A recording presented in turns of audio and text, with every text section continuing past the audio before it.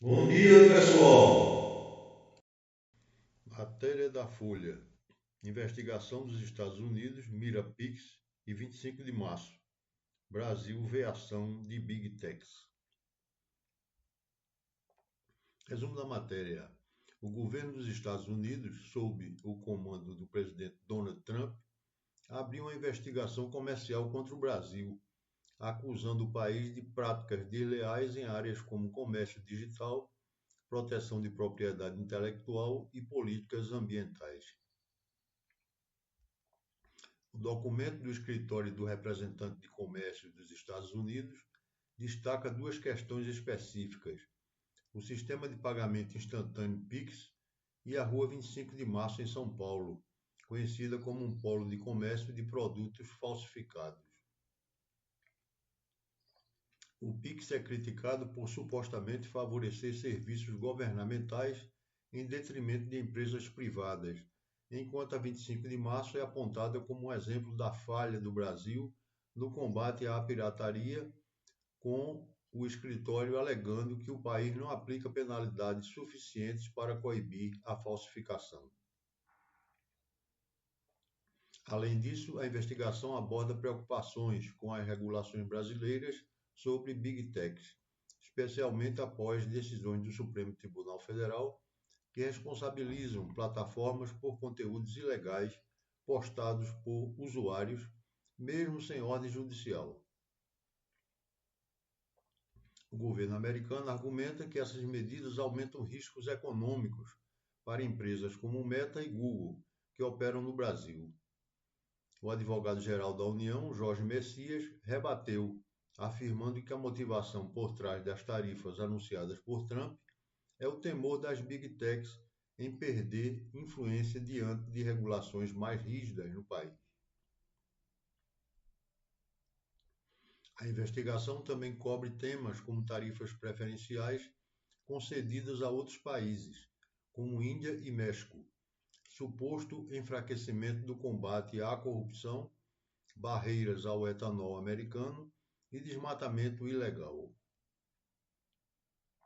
O escritório dos Estados Unidos alega que o Brasil não fiscaliza adequadamente a exploração madeireira na Amazônia, permitindo que madeira ilegal entre no mercado internacional com preços mais baixos, prejudicando produtores americanos. Enquanto isso, o governo brasileiro busca negociar para evitar a imposição de tarifas de 50% sobre exportações para os Estados Unidos, previstas para começar em 1º de agosto. O vice-presidente Geraldo Alckmin lidera as tratativas, mas o clima é de tensão, com Trump vinculando a medida a críticas ao STF e ao processo contra o ex-presidente Jair Bolsonaro.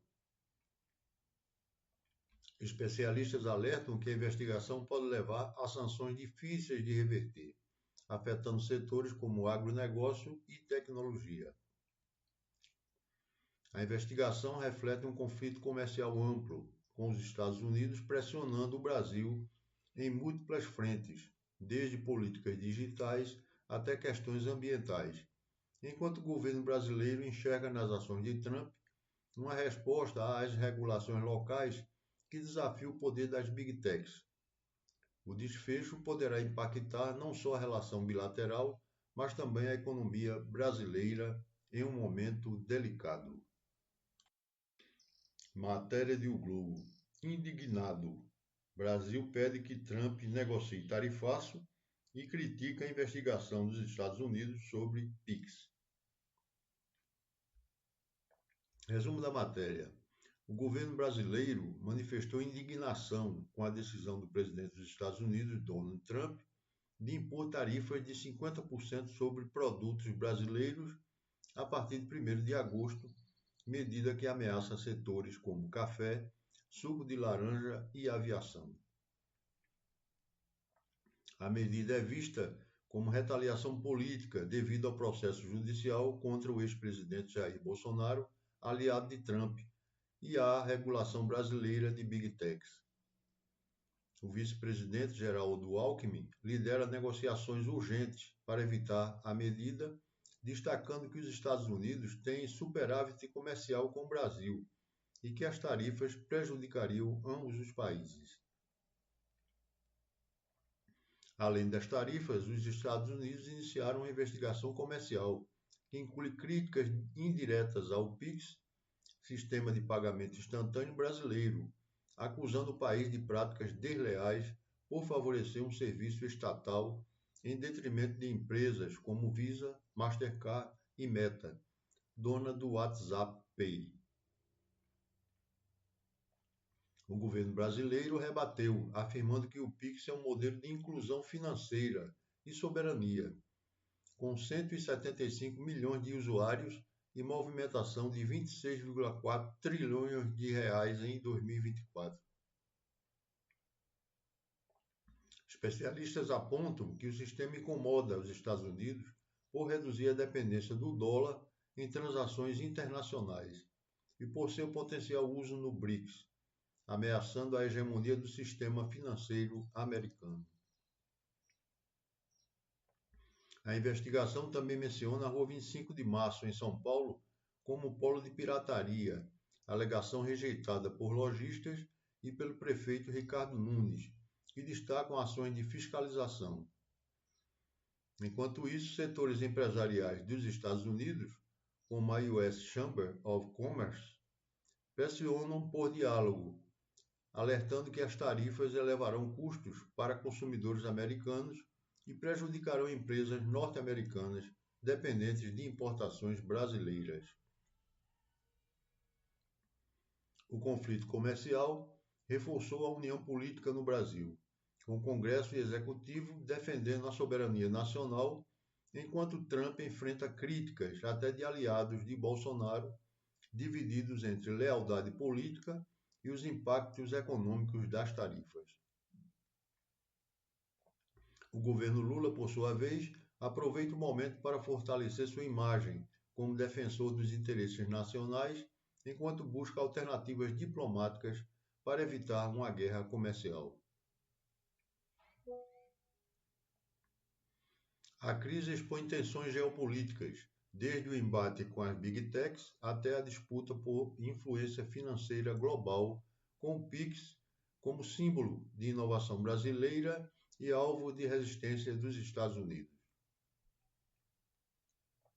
O desfecho das negociações nos próximos dias definirá não só o futuro das relações bilaterais, mas também o custo para consumidores e empresas de ambos os lados.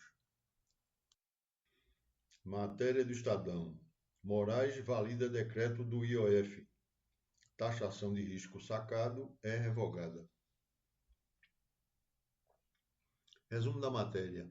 O ministro do Supremo Tribunal Federal, Alexandre de Moraes, validou nesta quarta-feira, 16 de julho, a maior parte do decreto presidencial que elevou o imposto sobre operações financeiras, IOF, derrubado anteriormente pelo Congresso, mas revogou especificamente a tributação sobre operações conhecidas como risco sacado. Esse tipo de operação envolve a antecipação de pagamentos que empresas recebem dos seus fornecedores mediante crédito concedido pelos bancos, caracterizado como antecipação de recebíveis e tradicionalmente não tributado como operação de crédito. Moraes argumentou que equiparar risco sacado a empréstimo feria a segurança jurídica, visto que o direito público sempre os tratou de forma distinta. A decisão foi tomada um dia após uma audiência de conciliação promovida por ele entre Executivo e Legislativo, que não resultou em acordo. No despacho, Moraes reconheceu que a Constituição permite a edição de decretos modificativos de alíquotas de IOF pelo presidente, por seus efeitos regulatórios e extrafiscais, desde que respeitadas as limitações legais. Ele também destacou que não houve desvio de finalidade ao incluir entidades de previdência privada tipo VGBL na cobrança do imposto. O ministro da Fazenda, Fernando Haddad, em entrevista ao Estadão Broadcast, reconheceu que a taxação do risco sacado era uma questão formal delicada. Embora veja mérito econômico na medida, admitiu que a legalidade era controversa.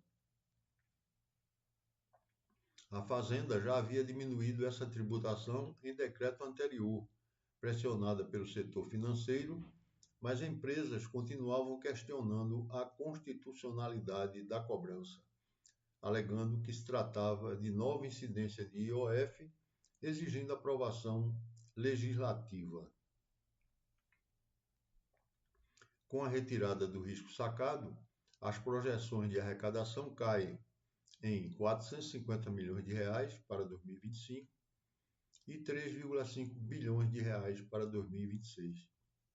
Algo a considerar frente à estimativa inicial de até R$ 12 bilhões em 2025 e R$ 31,3 bilhões em 2026, com todas as medidas.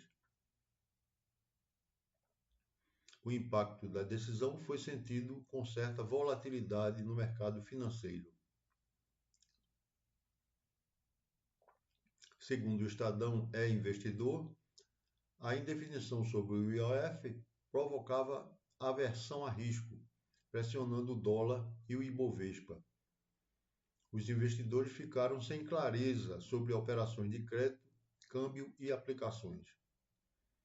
O Ibovespa somava 7 quedas seguidas antes da decisão, enquanto o dólar ganhava força em julho. Especialistas alertam que o cenário de incerteza pode atrapalhar a captação externa e investimentos, com o dólar se fortalecendo como ativo de refúgio. A novela do IOF teve início em maio, quando o governo elevou o imposto para compras internacionais, câmbio, operações empresariais e planos de previdência, VGBL.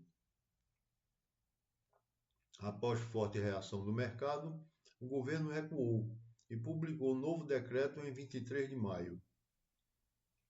Em junho, lançou uma medida provisória com alíquota única de 17,5% para a renda fixa e energia no Congresso.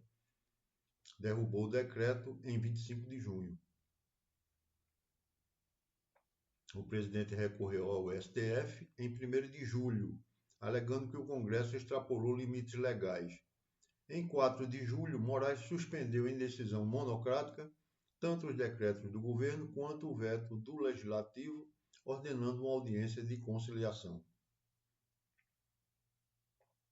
Após a audiência, sem consenso, Moraes confirmou, em 16 de julho, que manteria a maior parte do decreto e excluiria apenas o trecho relativo ao risco sacado. A Fazenda enxerga esse desfecho como um passo positivo para a retomada do diálogo entre os poderes, reforçando a institucionalidade. Moraes validou as alíquotas mais polêmicas do IOF, como cartões internacionais, câmbio em espécie, remessas ao exterior, empresas e previdência, mas suspendeu a cobrança sobre antecipações de recebíveis. A medida reduz a arrecadação prevista, mas mantém a essência do decreto presidencial, ao mesmo tempo em que busca preservar a legalidade e segurança jurídica das operações. A decisão ainda pode influenciar o ambiente de investimentos, fortalecendo a percepção de estabilidade institucional, embora com possível resposta negativa dos mercados no curto prazo. Amanhã estaremos aqui com novas notícias para vocês. Curtam, compartilhem e se inscrevam no canal. Até amanhã!